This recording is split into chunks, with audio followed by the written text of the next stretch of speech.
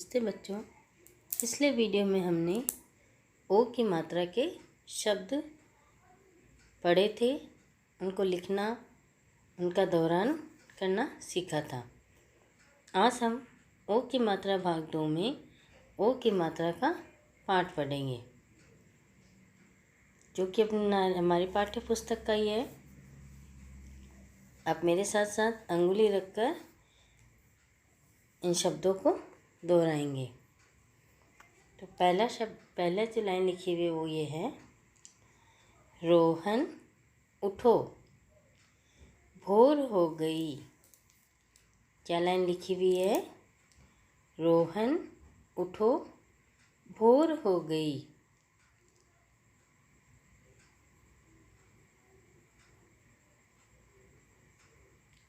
कोयल बोली। आगे क्या लाइन लिखा हुआ है? कोयल बोली। मोर नाचा। मोर नाचा। ढोलक बजा। ढोलक बजा। कोट पहन। क्या लिखा हुआ है ये? क के पास ओ की मात्रा, कोट पहन। तो चला। त के पास ओ की मात्रा, तो चला। सोच मत। सोच मत। रोज पढ़। र के पास ओ की मात्रा, रोज पढ़। गोपाल समोसा खाओ। आगे क्या लाइन लिखी हुई है? गोपाल समोसा खाओ।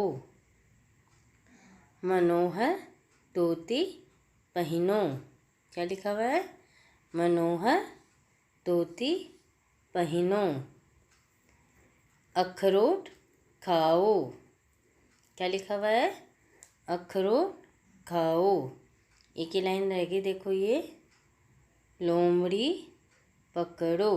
क्या लिखा हुआ है? लोमड़ी पकड़ो। मनोहर धोती पहनो। मनोहर धोती पहनो। अखरोट खाओ। अखरोट खाओ। इसके आगे देखिए, ये एक छोटा सा पाठ है, पाठ्य पुस्तक में दिया हुआ है। पाठ क्रमांक 40, मेहनती मोहन। पाठ आप मेरे साथ साथ पढ़ेंगे। मोहन एक गोल मटोल लड़का था। पहली लाइन क्या लिखी हुई है? मोहन एक गोल मटोल लड़का था। मोनी उसकी बहन थी। मोनी उसकी बहन थी। वह अपने पिता मनोज व माता मोहिनी के साथ रहता था। क्या लाइन लिखी हुई है? वह अपने पिता मनोज व माता मोहिनी के साथ रहता था। तो लड़के का नाम क्या था? मोहन। थोड़ा गोल मटोल सा था वो लड़का। और उसकी बहन का नाम क्या था? मोनी। और वह अपने पिता मनोज व माता मोहिनी के साथ रहता था। उनकी एक झोंपड़ी थी। क्या थी? उनके रहने के लिए एक झोंपड़ी बनी हुई थी। अपने जैसे पक्के मकान नहीं थे, बल्कि घास फूस की एक छोटी सी झोंपड़ी बनी हुई थी। मोहन के पिता मनोज रोज़ कोट पहनकर टहलने जाते थे। मोहन के जो पिताजी थे मनोज, वह रोज़ कोट पहनकर टहलने मतलब घूमने जाते थे।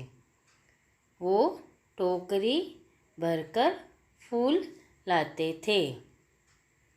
घूमने जाते थे कोई बाग बगीचे में, तो वहाँ से वापस आते हुए वो टोकरी भरकर फूल लेकर आ जाते थे भगवान की पूजा के लिए, माला बनाने के लिए।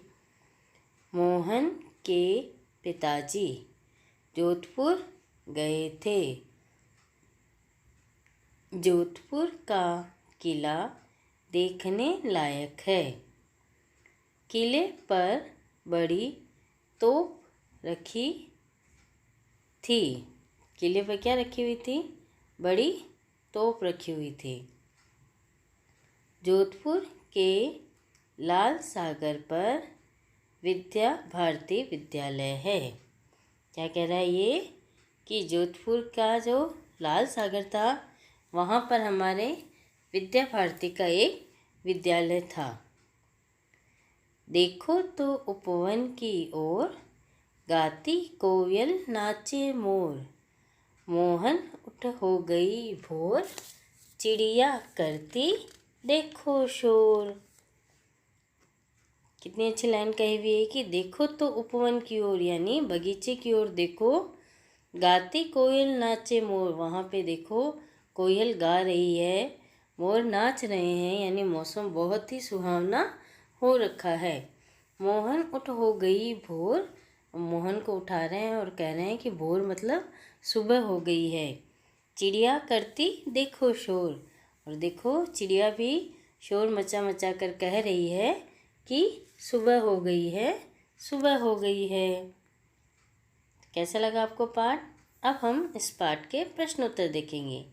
पहला प्रश्न है, दिए गए शब्दों में से उचित शब्द चुनकर खाली स्थान भरिए।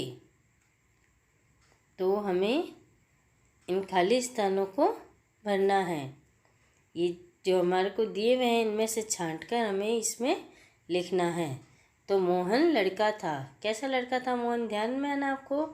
मोहन गोल मटोल लड़का था। कैसा था? गोल मटोल। तो पहले खाली जगह में क्या आएगा? गोल मटोल। दूसरा था पेड़ पर। पेड़ पर कौन बैठा था? पेड़ पर तोता बैठा था। तो दूसरे खाली जगह में क्या आएगा? तोता। उनकी एक क्या थी? लास्ट में क्या बचा? झोंपड़ी। तो उनकी एक झोंपड़ी थी। तो किस तीसरे खाली जगह में क्या आएगा? झोंपड़ी। ये अब देखिए, पढ़िए, समझिए और लिखिए। इसमें स्त्रीलिंग और पुल्लिंग के बारे में बताया गया है। स्त्रीलिंग पुल्लिंग मैंने आपको पहले समझाया था ना कि जो पुरुष जाति का बोध कराए वह पुरुष पुल्लिंग, और जो स्त्री जाति का बोध कराए वो स्त्रीलिंग। जैसे पहले देखिए, मोर, मोर का दिया गया है मोरनी। मोर का क्या दिया गया है? मोरनी। उसी प्रकार घोड़ा का घोड़ी, घोड़ा का घोड़ी। चोर का चोरनी, चोर का स्त्रीलिंग क्या होगा? चोरनी। और छोटा का स्त्रीलिंग क्या होगा? छोटी। छोटा का स्त्रीलिंग क्या होगा? छोटी। मोर मोरनी, घोड़ा घोड़ी, चोर चोरनी, छोटा छोटी। तो ये खाली स्थान और रिक्त स्थान जो भी दिए गए हैं हमें, ये हमें सुंदर सुंदर अक्षरों में अपनी कॉपी में करना है। पहले देख लीजिए, मोहन गोल मटोल लड़का था, पेड़ पर तोता बैठा था, उनकी एक झोंपड़ी थी। और दूसरा पढ़िए, समझिए और लिखिए। मोर मोरनी, घोड़ा घोड़ी, चोर चोरनी, छोटा छोटी। तो सुंदर सुंदर अक्षरों में आपको इस पाठ के ये अभ्यास कार्य अपनी कॉपी में करने हैं और इस पाठ को अपनी स्लेट पर लिखकर पढ़ने का और लिखने का अभ्यास करना है। धन्यवाद।